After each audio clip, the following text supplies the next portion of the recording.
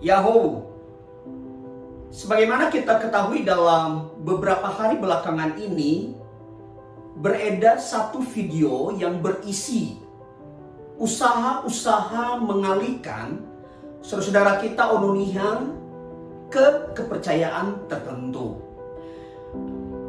Pertanyaannya adalah, apa yang mesti kita lakukan dalam menghadapi upaya-upaya yang hendak mengalihkan orang-orang Nias ke dalam kepercayaan tertentu? Menurut saya yang pertama adalah setiap Ononihan yang aware akan kekristenannya mesti serius menjadi orang Kristen dengan menjaga hubungan pribadi dengan Tuhan lewat doa, pembacaan Alkitab, dan berbagai aktivitas rohani yang sehat. Termasuk di masa-masa pandemi ini yang membatasi gereja melangsungkan ibadah konvensional. Ini mesti disikapi sebagai momentum refleksi akan keseriusan kita dengan Allah. Bukan sebaliknya, memperlakukan ketiadaan ibadah konvensional sebagai masa libur panjang. Kemudian yang kedua, gereja dalam hal ini para hamba Tuhan dan pengurus gereja mesti fokus pada penggembalaan warga jemaat.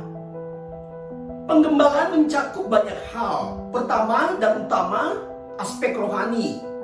Namun yang tidak kalah penting adalah aspek sosial, ekonomi, dan lain-lain.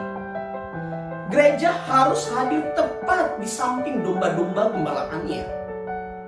Hubungan gereja dan umat tidak cukup sekali seminggu. Komunikasi yang berkesinambungan dan kasih yang tulus akan sangat menolong warga jemaat menyadari bahwa mereka tidak sendirian menjalani hidup di tengah-tengah dunia yang keras ini. Kemudian yang ketiga, yaitu pentingnya pembinaan iman, katekisasi, konsel, ibadah tengah minggu, sekolah bandele, atau apapun istilahnya, mesti diberi porsi yang cukup. Warga jemaat perlu belajar tentang imannya di tempat yang tepat, bukan dari YouTube atau dari pengajar-pengajar yang tidak bertanggung jawab.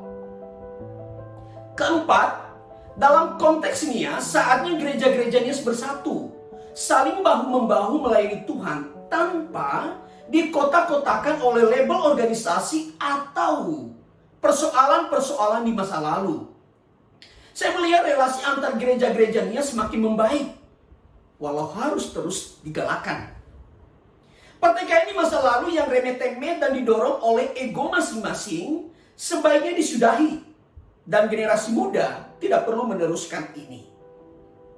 Kelima, sudah saatnya gereja-gereja Nias menjadi gereja yang inklusif, yang membuka diri terhadap siapapun tanpa memandang latar belakang etnis. Apa bisa? Sangat bisa.